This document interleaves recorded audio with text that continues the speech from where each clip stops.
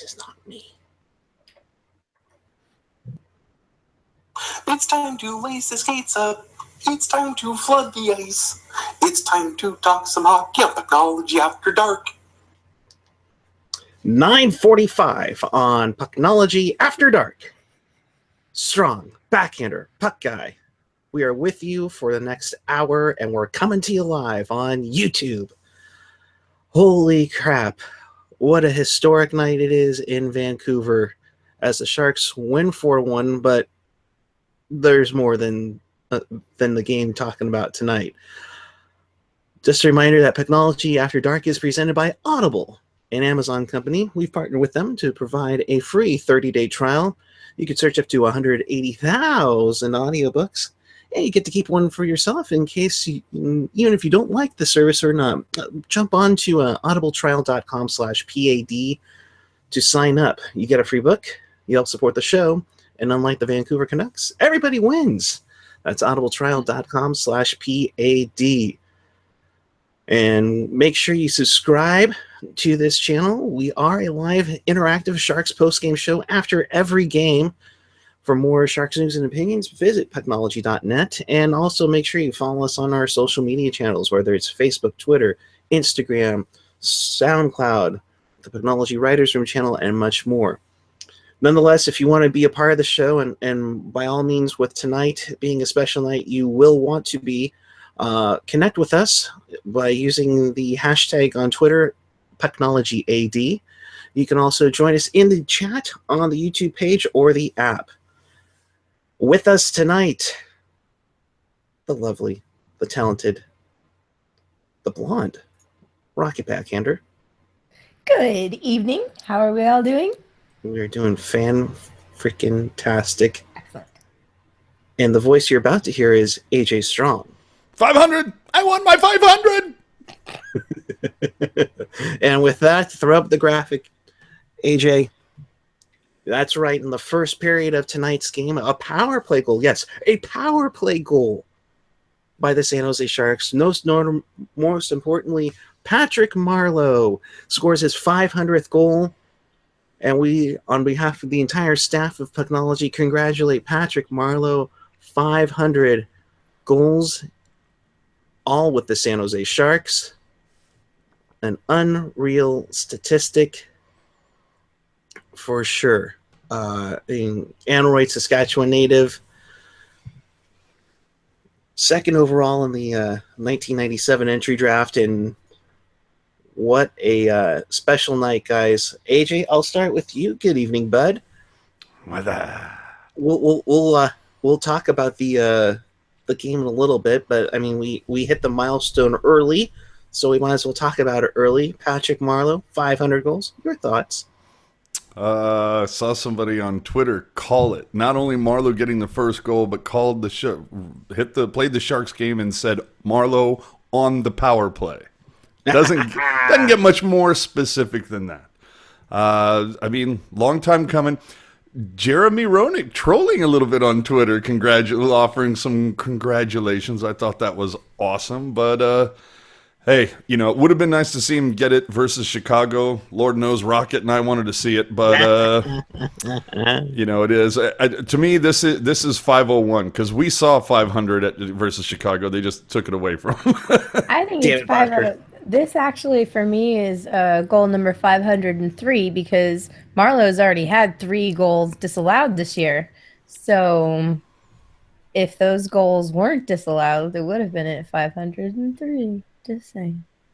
Yeah, precisely. It was early in the game with a nice pass from Joe Pavelski, leaving it wide open for Patrick Marleau to make it 1-0 Sharks. And just especially a great play. It was a typical Marleau goal, just a nice little wrister that just beat Ryan Miller. And Patty, way to go, dude. I mean, there's just nothing else you could say about it. That was an amazing goal, long time coming. His 19th of the year, just to get things going at 9:30 from Pavelski and Burns. Sweet wrist shot. Do you have the other stats up by chance, AJ? Or I can pull them up. Yeah. It's 2 graphics I think I had up for you. Definitely a special moment here. Let's see. AJ's trying to pull it up. There we go. The road to 500. October 17th, 1997. Yes, 8 years after the Loma Prieta earthquake, Patrick Marleau scored his first goal at Phoenix. And let's look at it this way. This is a very interesting road because there's certain ways to get around it. November 13th, he scores his 100th goal against the Atlanta Thrashers. On November 22nd, 2006, his 200th goal against Los Angeles. On my birthday, a little over 7 years ago, he scored his 300th goal against the Ducks. 400th came 4 years later against the Colorado Avalanche. And then almost 4 years to that, he had his 4-goal game. That didn't take too long to get. And then, of course, tonight, 500 goals against the Vancouver Canucks. Yes, that was the only time I was allowed to say Shorthouse. And let's explain this here. Many of you have asked and anticipate me doing my Vancouver Canuck play-by-play impersonation of John Shorthouse. I made a deal with the crew tonight that if Patrick Marleau did score 500 goals, that I would only be allowed to do the impression once. Hence why the introduction was done by Gen X.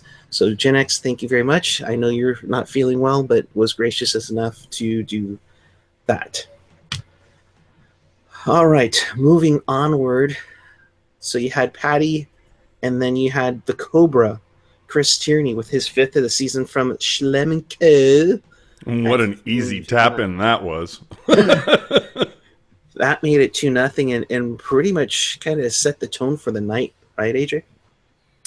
Yeah, pretty much. I mean, we're talking, I mean, obviously this is good win. Every win's a good win, but we're talking about taking advantage of a team who, let's be honest, sucks. I mean, and actually, I mean, to put it bluntly, I mean, they've been okay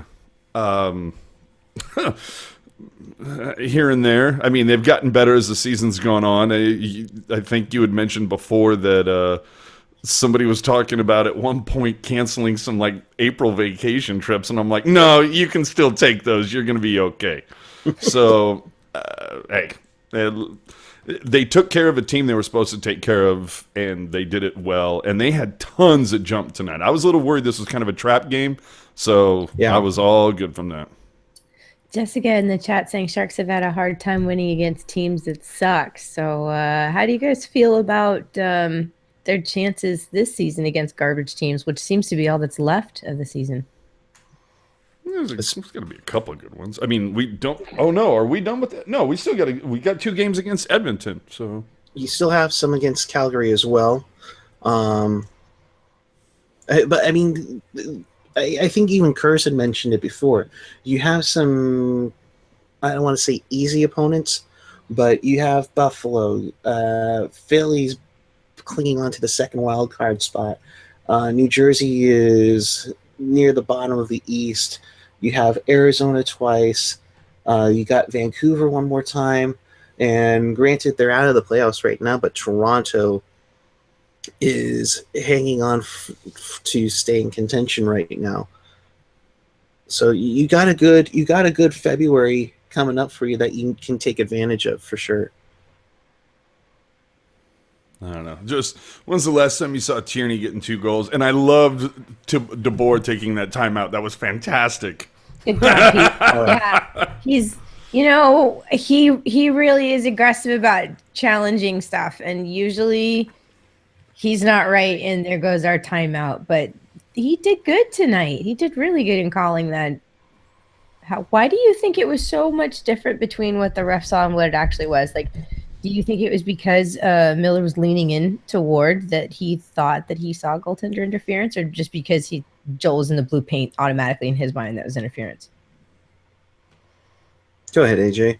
I'm honestly, I have no idea. I'm still laughing at the fact that Baker kind of made a point just in case it was going to say no goal. I loved how Baker on the broadcast said, "Well, it's not very often you see Toronto overturn the guys on the call, and then booyah, it's a goal." That's true. And it's like, oh, Wes McCauley didn't get to do his drama. I know. Womp womp.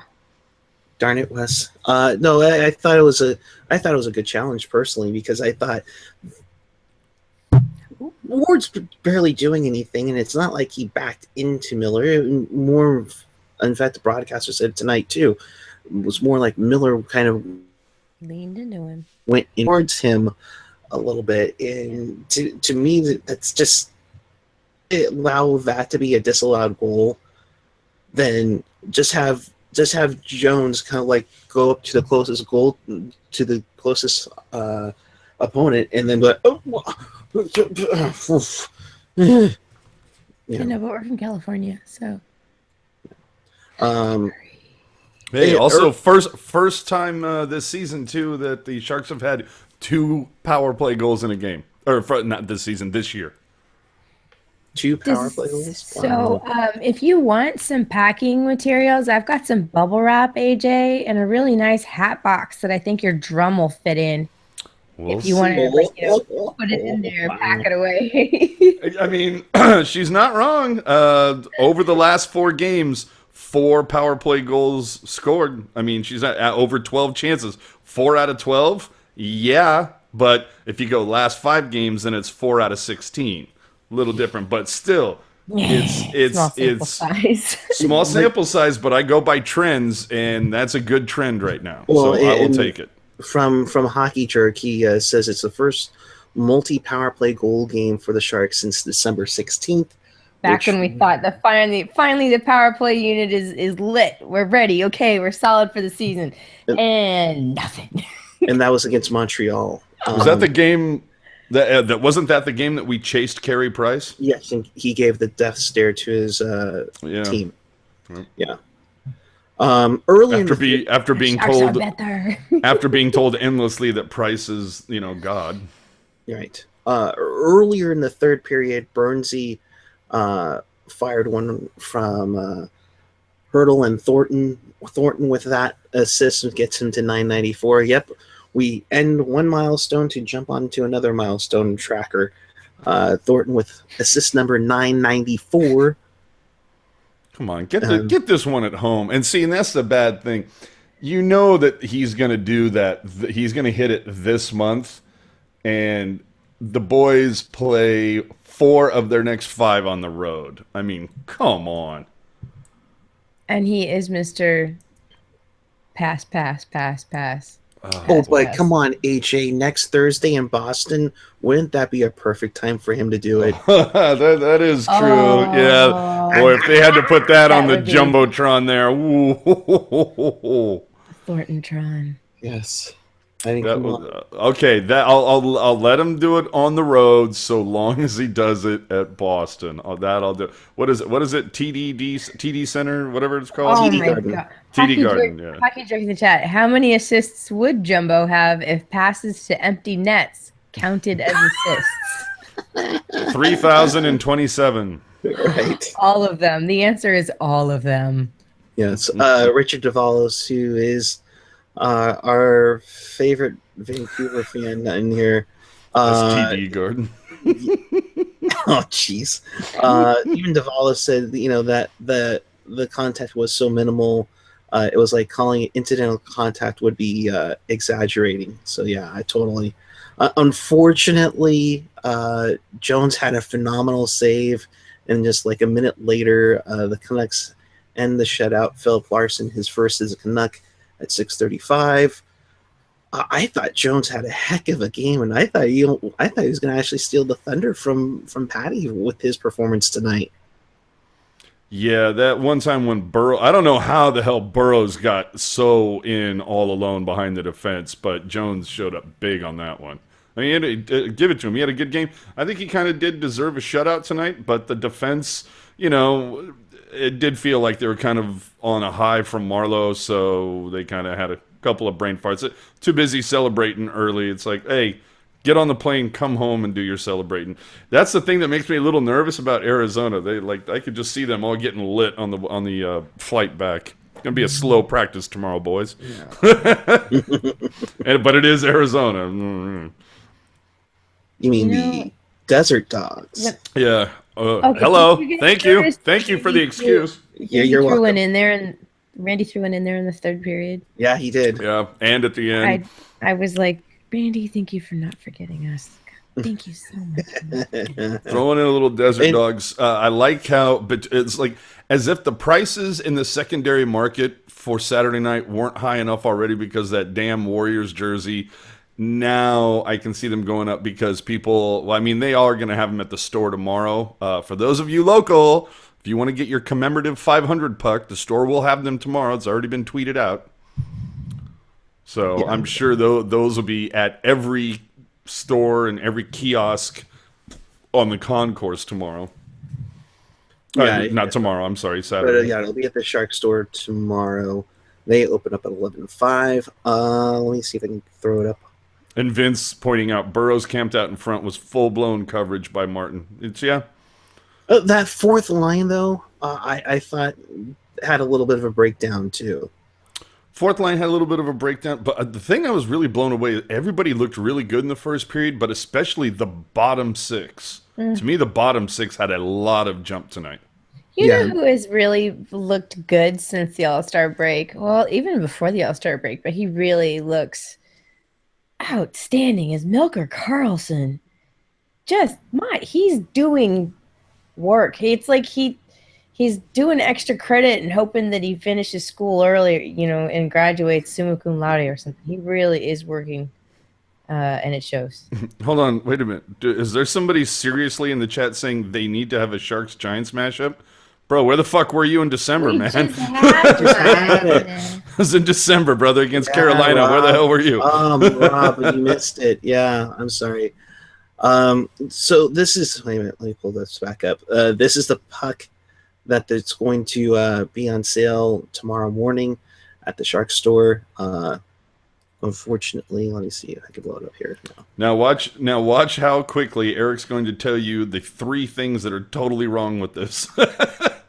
Well, number one, it's a older picture of Patty because you can see the front numbers are in existence, and of course the front numbers don't match the font that they used there. So I'll just leave it at that. But that's nitpicking at its finest.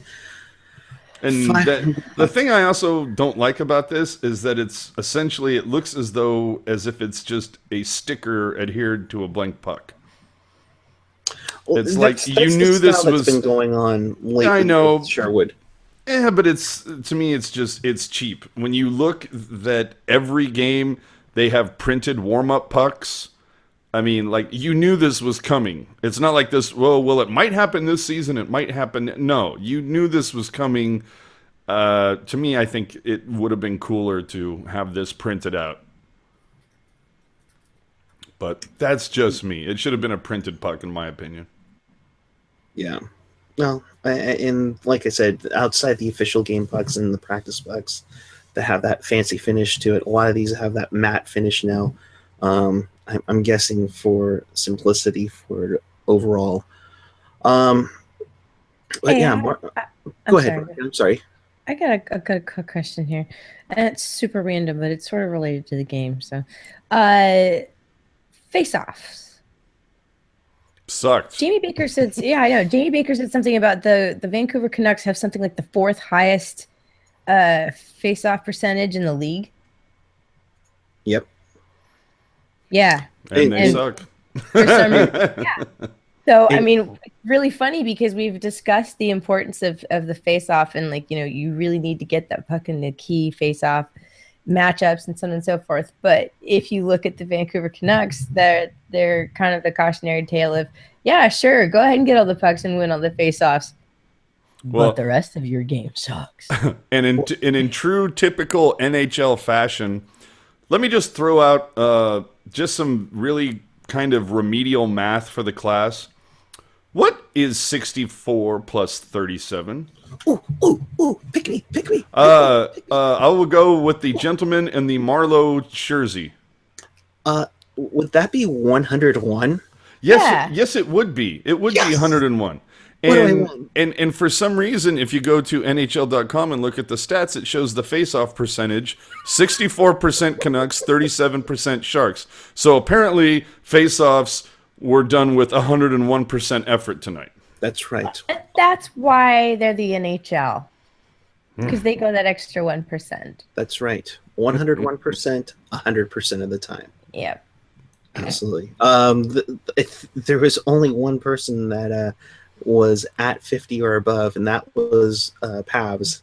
He was dead on at 50%. Jumbo at 44, Couture at 30, Carpe Deuces at 33. I hate seeing those numbers though without being able to put them in context as to how many face-offs they actually took, because you'll see that a couple times where it's like, oh my god, hey, fucking Carpenter was like 80% tonight, and it's like, yeah, he took 2 face-offs. Or, well, okay, obviously Right. he wouldn't be at 80% with 2 face-offs. Send your math questions somewhere else, Gen X. Okay, I don't want to fucking hear it.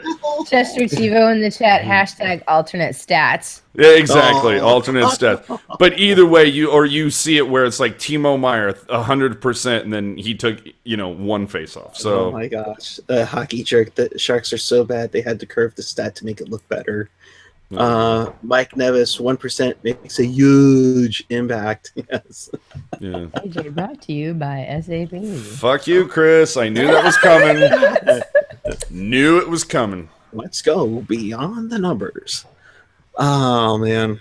So I think overall, guys, they played that speed game that they played against Chicago. And maybe they turned it up a notch because it is the second half and things are about to get serious. But this team looks fresh. They look fast. They look determined.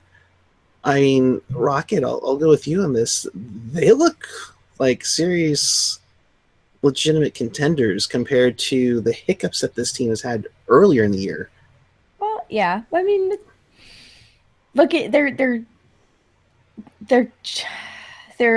up against a completely different set of opponents now, and they're going to look very differently against these teams than they did against the other teams. Against the other teams, they are legitimate contenders. Against these teams, they are superior. And so, yeah, it's kind of like if your kid's in a marching band with a bunch of other high school marching bands, they kind of all run together and there's more competition. But then if you have a junior high marching band that wants to march against, a high school marching band, there's going to be a big, huge difference, man. It's just terrible. That's a terrible analogy, and I apologize. But they're just, I don't want to be like, yeah, this team is amazing and they're great and they're focused, because you look at the Vancouver Canucks and, if you watched any of the 2014-2015 San Jose Sharks season, the Vancouver Canucks of this year should look really familiar. That's how bad the Canucks are this year. Sharks are really good this year. So, I mean, the thing that I'm taking away from this game is that the Sharks came into it with a game plan, and they had a game plan in all 3 periods. They did not once collapse and forget what they were doing and just try to play Vancouver's game.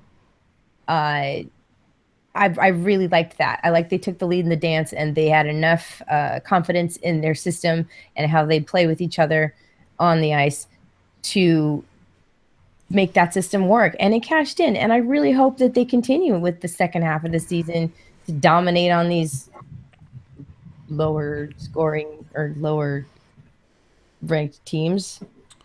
Dude, fucking hockey jerk. Jesus Christ. What? Huh? What? Dude, him in the chat, dude. Can I try to do like my best Danny Miller? He's like, tonight's Pucknology player profile presented by SAP is AJ Strong. AJ leads the Pucknology crew in beers consumed on air and also has the tealiest wall in San Jose. Tonight's Pucknology player profile presented by SAP.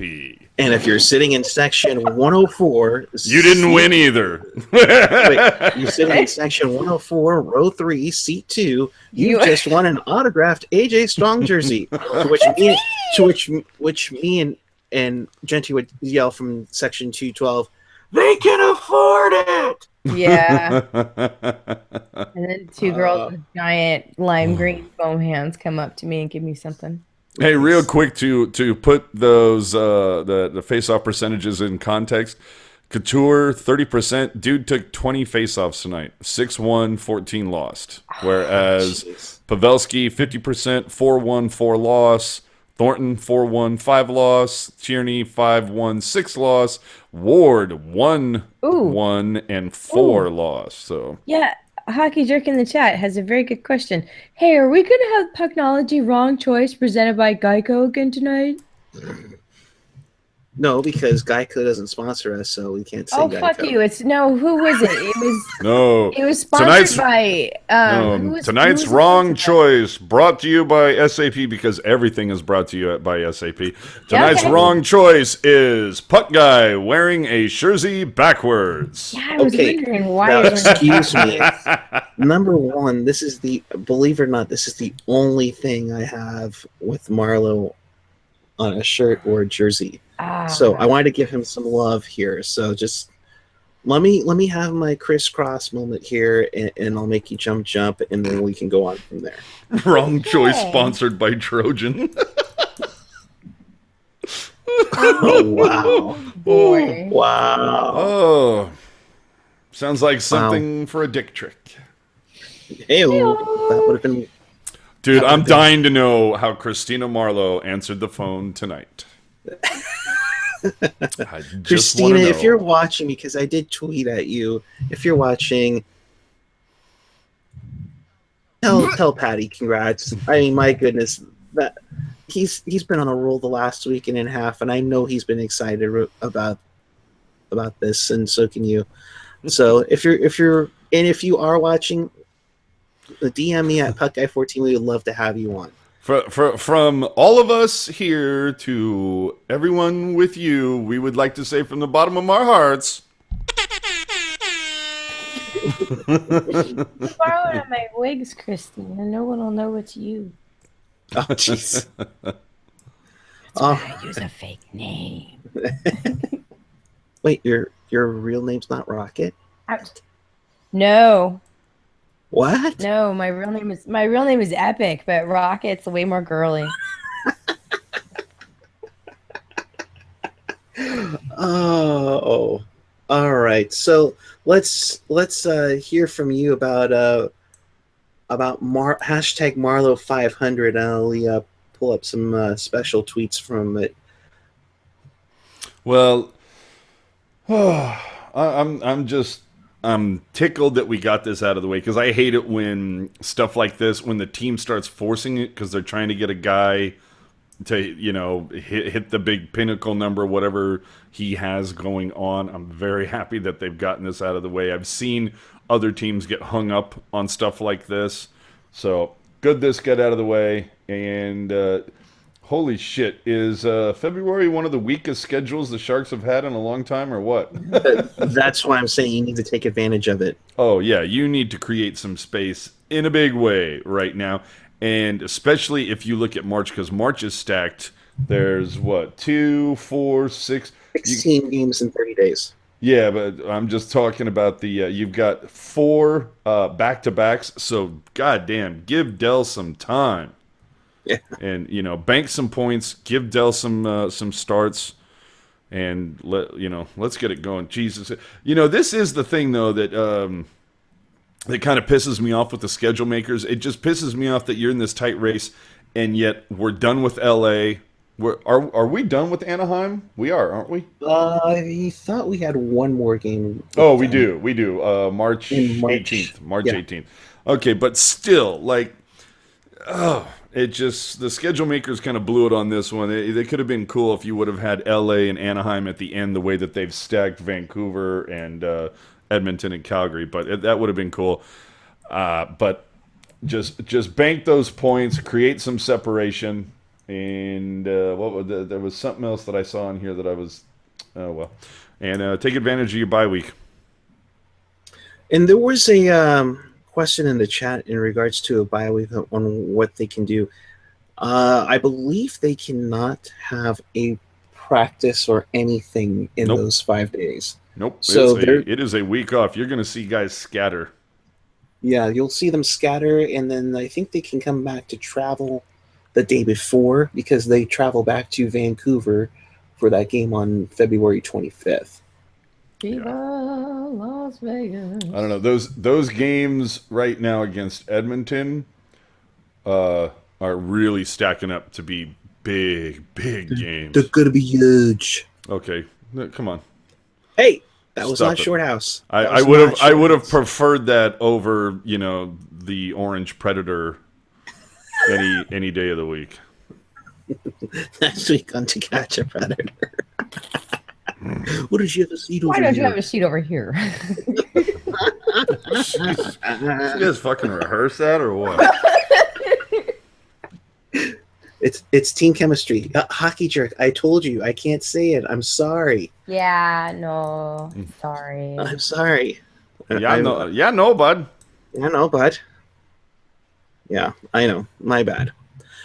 Some special tweets that signified the night that Patty had tonight from Christina Marlowe, of course, his wife. Words can't express how happy I am for this guy, his level of dedication for the sport, and the San Jose Sharks. You're one incredible man. And of course, it's a picture of him. I was going to say not for nothing, but I think I would have chosen a picture when he was legal. Yeah, that's true. He wasn't legal at the time of this picture in June of '97. God, really? He hasn't aged. He turned 18 on September 15th, and he barely made it to be drafted that year. Otherwise, he would have had the same issue that Austin Matthews dealt with and had to come into the league a year later. From NHLPA, they had a sweet graphic celebrating 500 goals for Patty. That one was pretty good. And then the NHL, nice graphic all around on his 500th goal. Definitely pretty good. Of course, you saw mine earlier. AJ threw it up earlier. So close to be like, NHL, that's a nice graphic, and I'm going to let you finish, but Eric Kerr had the best graphic of all time. Looks interesting. Thank you. My little sister calls him Patty Carlos. Patty Carlos. Hey, Feliz, blah, blah, blah. Vince, he grew into those eyebrows. Hockey Jerk says, fun fact, Patty Marlowe is the youngest player to ever play in the NHL. That's true. That's true. Ian says, fun fact, Writer's Room is on Monday this week with special guest Kurt Price. Whoa.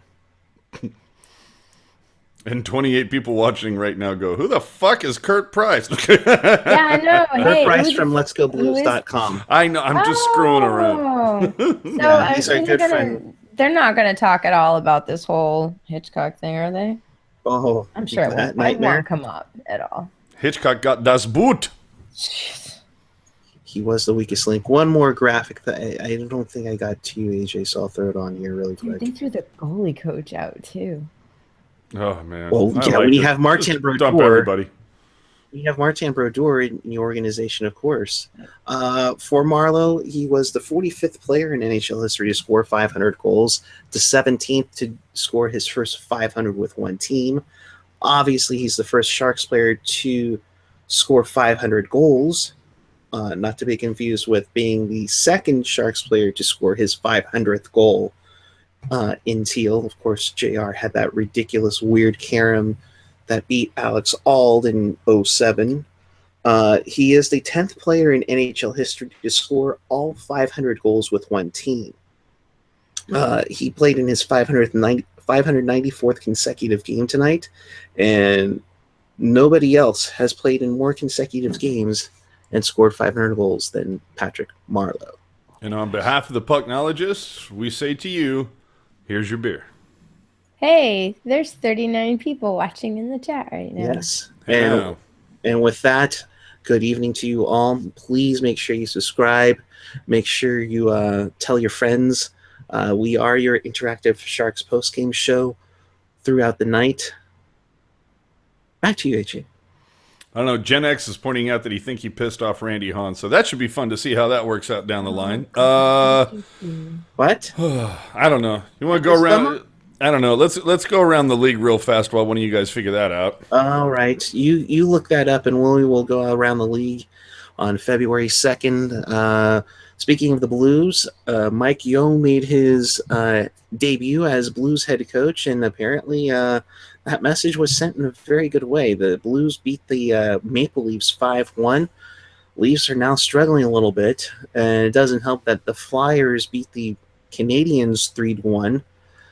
In overtime tonight, the Rangers beat the Buffalo Sabres 2-1. So yeah, you could get Jenner Rep and not Shorthouse. Ottawa 5, Tampa Bay 2 in the battle of the 1992 expansion teams.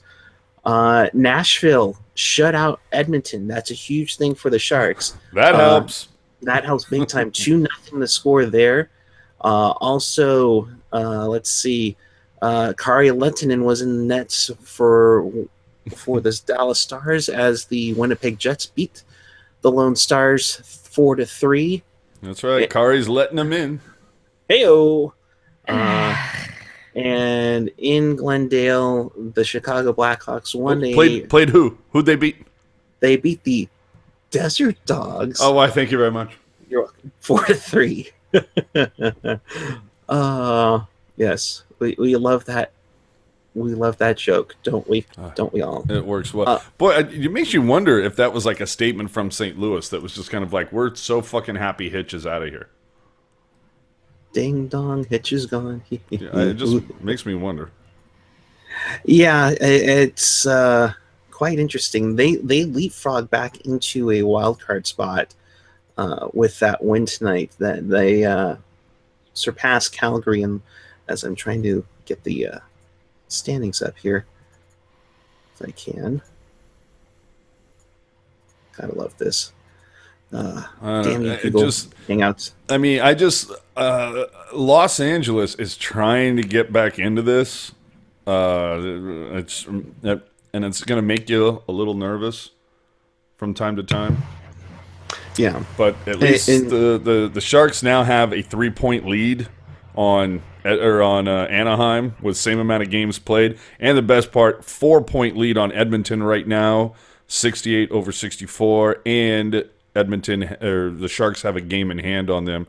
So I'm loving that right now. But for the wild card, you have LA and St. Louis battling it out. 56 points for LA, 55 for St. Louis, but Calgary holding on also with 55 points. Unfortunately, St. Louis and LA have 2 games in hand on Calgary. I don't understand what happened to Calgary this year, man. Although they did beat the crap out of Minnesota.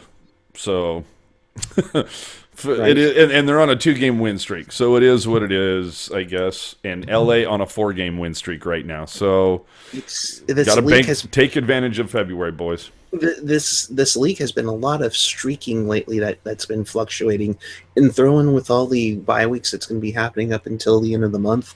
I mean, you're going to see the standings kind of go wonky a little bit. But yeah, the other thing too, AJ, is the 31 rows that the Sharks have. I mean, they have 5 more than Anaheim right now, and 6 more than Edmonton. That's a huge thing that could come down to if they are close with Anaheim or Edmonton. But of course, we have 31 games left. We are in February, so I think we can now officially be okay with saying that if the season ended today, no, for fuck's sake, the Sharks would play LA in round 1. Oh, see, and nobody wants to do that. Yeah, I do. It would be Sharks and Kings round 1, Anaheim, Edmonton, along with St. Louis and Minnesota, and then Chicago and Nashville in the West. Oh, yeah. You know what? Actually, I would all right with that. I would go with LA in that first round. I think last year was a huge fucking statement. Yep. Not to mention that it's clearly been proven that the Sharks, if they play the right way, they can get Quick to lose his motherfucking mind. Yep. And get under that skin. Plus, Kopitar has had a horrible time scoring this entire season. Eric, you're on mute, just in case you didn't know. So, I'd be down with that. And I think Anaheim Edmonton would be epic. Yeah, and the other thing too, Anaheim Edmonton would be a great series, and it'd be a torturous series for that matter. I think the Blues Wild series would be really heavy. I think that one would be good. Definitely. I think if the Blues can figure out their goaltending issues, they could possibly upset Minnesota. Mm. But Minnesota is just on too much of a roll right now. I'm just really interested to see what happens with LA, like where they're at standings wise, wild card out of the playoff picture when Quick returns. That's sort of, because if they're out of it, I'm thinking you probably shut Quick down. Budai, I think that, what did they say? There was a stat I saw earlier. I think it was yesterday, the day before. Fucking Peter Budai leads the league in what was it, shutouts this year? So. Yeah, I mean, the dude is doing a serviceable job. LA, I think, would be scarier if they could find, their offense. They're kind of like the Sharks were for quite some time, where they just could not score a goal. But the difference being is that the Sharks could win a game 1-0, 2-1, whereas LA was going to lose those games. Mm-hmm. They almost had that deal that the Sharks had a couple years ago, where it was pretty much a guaranteed loss if they couldn't score 3 goals in a game. That was like the magic number. Oh, wow. Yeah. Budai is tied with Braden Holtby in the league lead for shutouts with 6. Thank you, Gen X. He's top 10 in wins with 24. He's had a heck of a year. That guy needs to get paid. That guy's going to be a golden knight, I bet, and we'll probably keep Dustin Brown in LA. Really, Ian? You're going to go out like that, sniping hockey jerk? He leads the league in living by the sword and dying by the sword. Get the fuck out of here with this shit. Apparently the camera's fixed on me. I don't know why. I apologize for offending your eyes. My bad. Yeah. That's on me, All boys. good. That's on me, kids. I was All sharing good. your screen to share off your logo and blah, blah, blah. Well, That's fine. Here, then. Sorry. To follow this guy, how do I still have San Jose National playoff fatigue? AKA, let's put this series on CNBC too. Oh, Jesus Christ. Oh, There's wow, the other thing. You know what, though? At least when it's playoffs, I do hate the fact, it does piss me off a little bit when there's one of those days where there's only 2 games being played during the playoffs. And, of course, they start one at 6 and then the next one at 7. It's like, really? You couldn't have figured out a way to start the other one at like maybe 5 and the other one at 7:30 or something? I mean, come on. Yep. But whatever. Yeah. For the whole measure here, if we were in the 1 versus 8 format, pretty much you have the same format. You would literally have the same matchups in the West. You would have number 1 Minnesota against number 8 St. Louis.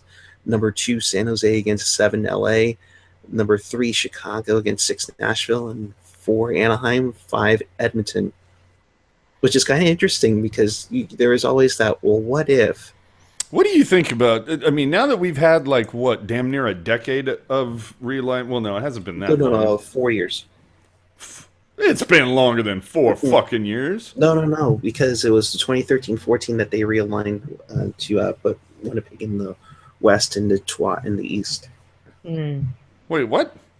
Yeah. No, they did the realignment thing back in 08, 09, or no, 11 or something. No. Remember when Atlanta moved to Winnipeg, they were in the East for a couple of years. Oh, shit. Yeah. Hey, we've got 43 live viewers at this on Pucknology After Dark right now, guys. Well, for the love of God, do us a favor, please. Hit the subscribe button, whether it's that way or that way or this way or that way or that way, whatever. Do us a favor. Help us out, man. Tell a friend. Please. So at this point, though, I mean, so 4 years of this, where do you stand right now on realignment, Puck guy? Are you for or against? I like it. I really like it. You bring in the playoff intensity for these divisional games. I mean, I know they've been pumping San Jose, LA for forever since this realignment took place. Of course, they've pretty much played in every postseason that both teams have been in. Mind you, they missed the 14-15 playoffs, but it's good. I think it's really good. My concern though is, yeah, you win the division, but you're going to be traveling more, even though you're playing a weaker opponent. And I'm not too sold on that part. Yeah, my what thanks, Nick. For mine, I guess I'm coming around to realignment. At first, I liked it. This is why I liked it. When they did it, for me, the big benefit, it wasn't the playoffs. It was the fact that we didn't have to wait 3 or 4 years for the Toronto Maple Leafs to play here in the regular season. That was the big thing to me, is that they finally fixed the regular season, that everybody visits everybody else at least once. You're guaranteed 2 games against every other team in the league. That I was down with completely. I still think it needs tweaks here and there. But I don't know. I felt like we had developed a little bit of a rivalry with Dallas, Colorado, and it's just, the only time we're going to see those teams now is if it's in the Western Conference Final. And even a little bit of history with St. Louis and Calgary. So, I mean, out of all those, just Calgary's the only one. So, I mean, give it another 5-6 years where you see the same Pacific Division teams, and maybe you really will start to have that hatred like you see when the Giants play the Dodgers. But I think it's already started. Yeah, it has with LA, but it's I don't know. I think it's St. Louis too. Yeah, I'll give you that one. I'm just kind of, boy, I just miss those series against Detroit, against Colorado. Those are some, and a couple against Dallas. Those are some really fun series to watch. Do you guys think that there's a rivalry developing between us and Edmonton? Slowly but surely. I think now that Edmonton is kind of back on track, absolutely. Well, you throw in the former coach, and yeah, because they used to be. I mean, let's face it; it's been 10 years since they've been a team worth paying attention to. And take the Sharks for that. Yeah, I mean, pretty much. It's ever since Torres need Mahalik, like from that point on. I mean, there really hasn't been anything until this season, and it's because they're finally becoming competitive, and of course that's going to happen when you have that many fucking number one picks in the draft. Oi. The key to the rivalry is Drew Remender, so Hockey Jerk says. Of course. I don't know. I think it's T-Mac. Yeah, I would think it's T-Mac. I think that's a little bit of it, but Scooch. Yeah, just a scooch. But I don't know if that really played into the LA rivalry with Sutter, but go ahead. Well, don't forget Sutter, but also Dean Lombardi's the general manager too. Yeah. Here's something that came up on TSN 1040 today. Or no, I'm sorry, maybe it was Hockey Central at noon. Kevin Lacey, you can help me out if that's true or not. They were saying that, Edmonton can start negotiating with Connor McDavid on July 1st. How much do you give the kid? Or does he just go out and say, fuck it, and I'll go to restricted free agency? And knowing how good this kid is, would you be willing to give up 5 first-round picks to sign Connor McDavid? Because that would be the compensation for being a restricted free agent that you would take from. I mean, if you're a see, this is the thing though you have to take into consideration. If you're a team that is generally competitive, where your number one pick in the first round is going to be 23rd, 24th, 25th, then I would seriously consider it. If you're a shitty team that is constantly is going to be projected to draft in the top 5 for the next 5 years, then I'm not so sure. Yeah, but you if can't I'm cheat him. Edmonton, you're backing up the Brinks truck for this kid. You're going to give him a deal that's going to make Burns blush. Well, I think here's the thing, and let me be clear on this. Edmonton can sign him starting July 1st because they have that 1 year early window to re-sign him.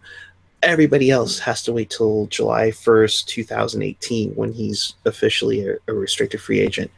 My thinking is, picture having McDavid and John Tavares.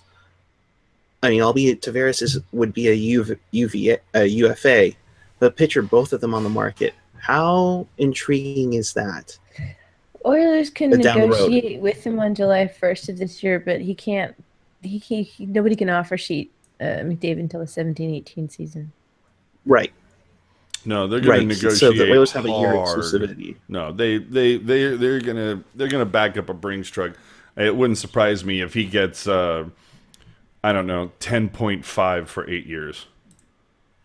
I mean, they're gonna you got to bank on this kid. You look at how many top picks just either haven't panned out or they've ended up dealing away. Yeah. Because it just wasn't working out. And how many forwards have they taken? They've taken so many forwards, and their defense just really hasn't been shit. And and obviously the problems in goal that they've had up until this year. I think you build the team around him, but you're going to obviously still address your defense, which every team has to do. You guys talking contracts, keep it up, and you'll summon Ian onto the show. That's true. Say it 3 times, right? Contract. Ian Reed, No. Ian Reed, Ian Reed. He said he was going to go to bed. Yeah, he said he was going to go to bed. Bullshit. We've said contract. He just fucking popped out of his hole like a prairie dog. Somebody say contract? God damn it, that's it. Somebody give me the fucking link. Connor McDavid, by the way, only makes $925,000 for the next 2 God, seasons. pay that kid. Give him all the money. Give him like the entire province in Canada. Just pay him. Pay that man. Pay that man his money. And for the sake of Gen X, he gets paid the same amount of money as Drake Kagulia. Pay I got him. that one. Pay him. him. Pay that man his money. Yes. Put the money in his hand. All of your money in the pockets, and then your friend's money too. Pay him. If the Sharks tanked in 2015 to have a chance at McDavid, they did. They just didn't tank too hard. Yeah, They couldn't even do that right. Yeah, that's true. They tanked for Timo. Contract talks is to Ian. What did somebody say Vancouver is to Buckeye? Kajula. Kajula. Sorry, my bad. Kajula. What if the Sharks tanked in 2015? Yeah, so they would have fucked that up too. Yeah, no, of course. Is Ian coming on, or should we move along and? Oh, look at that! Everybody, keep quiet. Dad's here. So much for falling asleep, Ian. I was reading. I'm trying to because Kevin brought up an interesting. He was reading Connor McDavid's contract. Right. No, I'm trying to just because I feel like I've never seen anyone get offer sheeted off their ELC. So I'm just curious if that's even a possibility. Richard Davalos in the bed, or excuse me, Richard Davalos in the chat. Bed? Go to bed, Ian. No, he says go to bed, Ian. Rob Amen. Ian finally woke up. Matthew, Daddy's here. Ian #woke. NHL offers. Oh, Laurel might have something on here. I don't know if All right, hold on. You know what? Let's just send the link to. Sheets after ELC. Hold on. Why don't we just send the link to? I'm going to give you all a moment.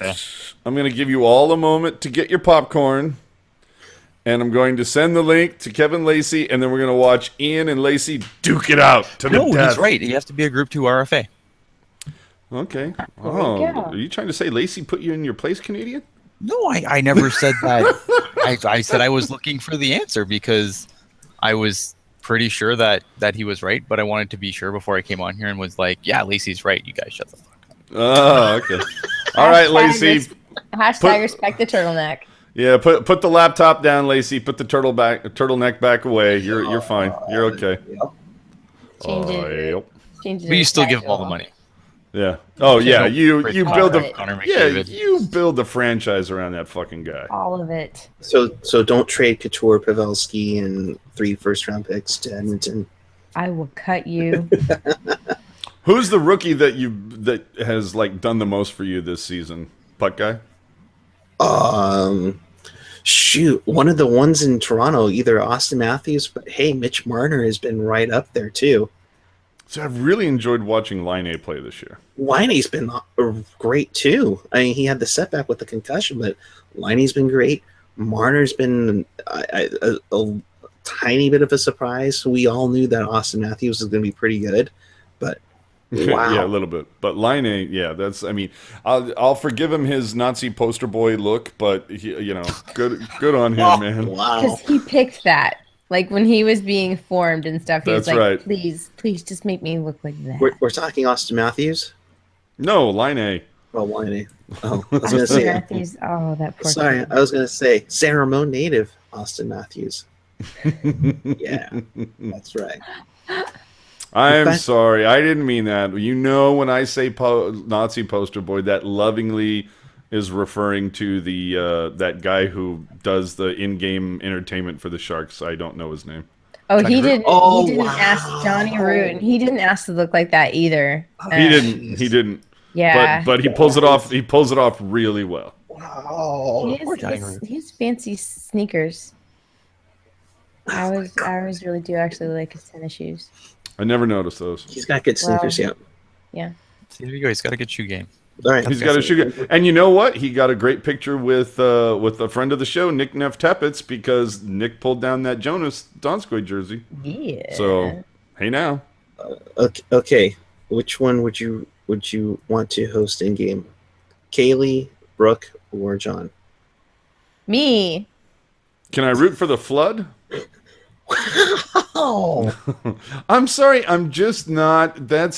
I get what they're trying to do, and at a certain level with the CUDA, it works trying to have an MC, if you will, or a hype man, try to get the crowd going. All 120 of them.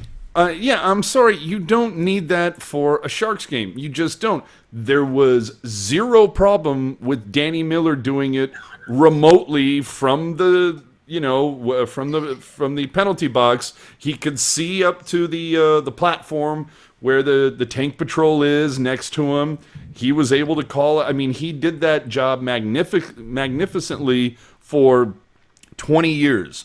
Why they felt the need to add a MC or a host or whatever is beyond me for Sharks games. But then again, we're talking about a team that also thought, hey, let's put form-fitting outfits on the girls who scoop ice and give them little hair things that make their hair look, like Peg Bundy on fucking Married with Children. Meanwhile, Tampa Bay's entire ice crew is in jumpsuits and wearing hockey helmets. Right? Well, and that was the whole thing. The Sharks, up until a couple of years ago, before we had an ice team, it used to be the same thing. They were men, women, didn't matter. They all were just in straight up black jumpsuits, went out there, did the gig, came back. Now you've got, Peg Bundys all over the place, going up and down the ice in the flying V. We're just trying to keep people employed, man. You know what Barracuda games are compared to Shark games? And you know what? If you want to do that during the Barracuda games, I'm more than happy to support it. But I just they don't do that because they've got, I think, 3 people, maybe 4 tops for the ice crew in the Barracuda games versus. No, I meant for like Johnny Root and all those guys. Like they got to, there's there's always room for another blue coat or somebody who needs to serve at Iguanas. He can easily do that gig. Not even AJ. They really need help in sales. So if you want to be a ticket rep, There you go. I don't think anyone wants to be a ticket Well, I was going to say, I hear, I've been Nobody does, contacted that's the by like problem. 5 different, I've been contacted by like 5 different people. See? So and like what one I person personally said. I want to crack at it. I want to crack. I wanna think, crack I see, at no, you know being what a it ticket is? No, at being what Johnny Root does or Kaylee or whatever their the names are. in-game host. Yeah. And she would do a fucking banner job because Rocket, the only time Rocket screams is like when somebody does something stupid on the ice and she's like totally into the game and her legs start flailing and like that's when, but if Rocket is being paid to do the gig, she'll be more than fine doing it. She'll kick all their asses because she's got the voice for it and she's not going to scream at people. No. Wait. Legs flail during hockey Oh, games? dude. When it gets really tense, when there's a rush and something goes wrong last minute, or they just goes wide or something, or somebody does something bad, like I convulse. Oh my god, we all need to get together for a playoff game just between AJ's been Rocket trying and to tell you Gentry. this Would for be crazy. weeks. AJ has been expressing this on the show several times. We just need to find a day that we all get together for a game, like you, me, Gentry, Rocket. Dude, I'm telling you, like in a week, dude, fucking breakfast for the Philly game, dude. Hey, if I'm off, I'm game. We'll all go to your place then. Or the Arizona game the following week. That starts at 5. That's true. All right. With that, I think we should wrap up unless Kevin let's look forward. Arizona. Yes. At home. The Desert Dogs. Hey now. Drink. I mean, I'm with you. I mean, I another game that the Sharks should win. The nervousness, like Rocket said earlier, they've been doing a lot better against opponents below themselves. I think we've always had that concern about them playing down to their opponents' levels, and they've been playing good. I would hate for them to keep this good run be destroyed by Desert Dogs. What are you laughing at? Chester Chivo just he's like somebody was something about the show going off the rails, and Chivo kind of making this comment where it's like rails where we're going. We don't need rails. Tuesday is a guaranteed loss. Yeah. In Buffalo. That's against the Buffalo. Yeah, no, I am not going to be upset about the outcome of that game either way. I've just already resigned myself to it. I think Arizona, that we got to do that easy. That's got to. You know what I'm interested in? I'm interested to see if Dell gets a start for Arizona. I mean, he might. You never know. I'd like to. The other day, a lot of people thought, no, they're not going to start Dell against who was it? Was it Winnipeg or whoever the fuck it was? Yeah. Whatever his last start was. Was it Tampa? Was it Tampa? Yeah, it was Tampa, and I was even talking about the night before, and I'm like, he could go against Tampa, and just like everybody was talking, just like Ian, and then boom, Dell went. So you never know. You don't know what the fuck DeBoer is going to do unless a timeout is involved. So calm the fuck down. Chris kind of hit it on the head. We probably don't see him until March. I think no. I think you got to give me at least one game. So. Yeah. But that could be a good game. Hey, do you think that somebody like misplaces a couple guys and like Doan ends up staying here, but Botker gets thrown on the plane back to Arizona? Oh. No, Wow. Just me. Okay. Wow. I can't see it. I can't see that happening. I will say Botker has looked better now that he's on a consistent line with Couture and Marlowe. I've liked that. Like, clearly, it's working out for Marlowe. Obviously. Nick Neftepet's saying, where is it now? Crap, now I just lost it. They've beaten Arizona, I think, twice so far this year. Nick Neftepet's, could you imagine Rocket using her raspy, dirty Pucknology after dark voice when the lights are out before the shark head comes out? Go ahead, do it. No, that's Danny's job. Oh, Holy Jesus. Sorry. And with that, final thoughts. We'll start with the angry Canadian robot. Hold on. I want to hear Rocket. I want to hear Rocket do like, you know, and now, ladies and gentlemen, it's time to stand and remove your caps for the national anthem. Oh, no. We need to hear her say, "Here are yours, San Jose No, Sharks." fuck that. That's Danny Miller's job, and I refuse to even pretend. Okay, this is what I want to hear. And it's like, you know, and now, ladies and gentlemen, it's time. Please rise. Hold on. That's not what I want you to do. This is what's going to happen. This would be outstanding. So, remove your caps and join so and so to sing our national anthem. And then, hey man, you suck. And immediately Rocket gets on there with a, yeah, they do.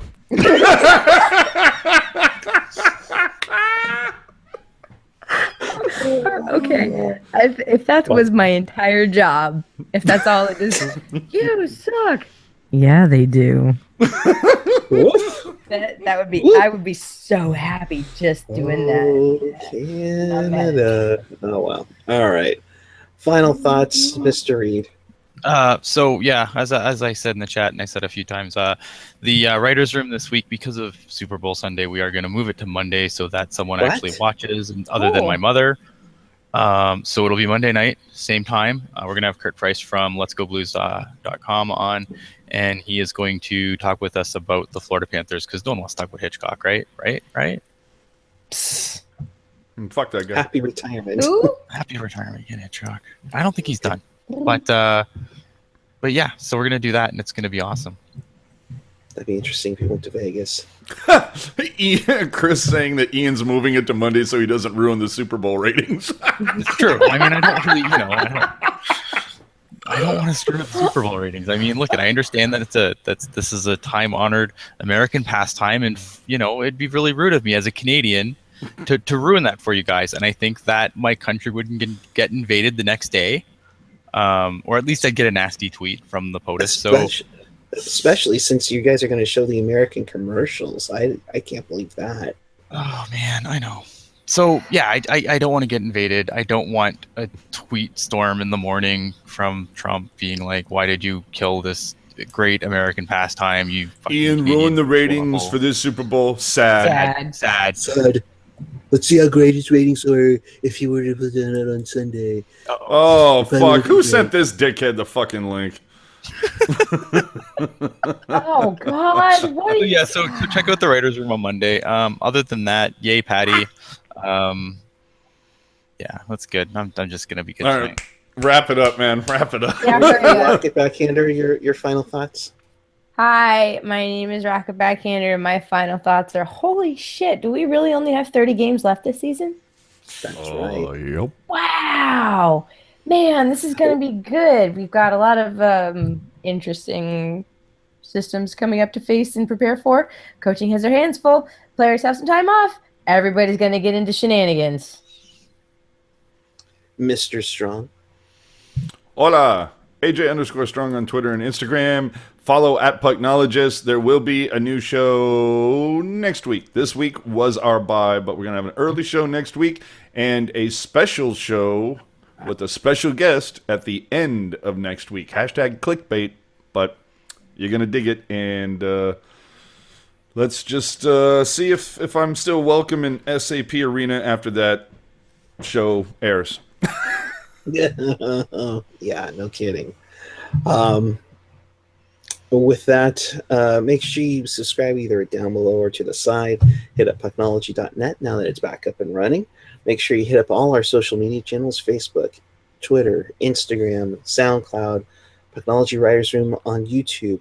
And in case you missed any of the show tonight, this will be uploaded. You can check it out on SoundCloud, iTunes, Google Play, TuneIn, Stitcher, MySpace, all that. Oh my God! And I'm Kevin Lacey, 22. Have a great night, folks.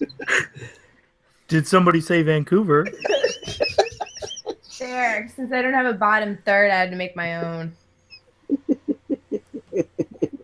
We've lost our minds, but once again, as we head out, congratulations to Patrick Marleau on his 500th goal. Yeah, easy for me to say, Eric. Way to go. Patty, 19 years. Great job. We're so happy for you. Let's see if I can pull up the radio call. Nope, he doesn't have it up. All right. Oh, well. Darn you, Ruzi. Until Saturday night against the Desert Dogs, keep it real, keep it fresh, keep it real tight and fresh. Good night. Oh, and don't forget. Don't forget, we're sponsored by Audible. Visit audibletrial.com/PAD for your free 30-day trial where you can search up to 180,000 audiobooks and get to keep one yourself, even if you continue using the service or not. Visit audibletrial.com/PAD and don't forget to subscribe. Or else. Or else somebody else will be talking like John Shorthouse. Go ahead. You can do the sign off in the Shorthouse voice. I approve. There you go. You're allowing me to do this? Yes, do your real fresh in Shorthouse and get me the hell out of here. As soon as the Sharks beat the Vancouver Canucks 4-1, for everybody here at the Pucknology.net, we say goodnight. Keep it real, keep it tight, keep it real tight on the Canucks Radio Network.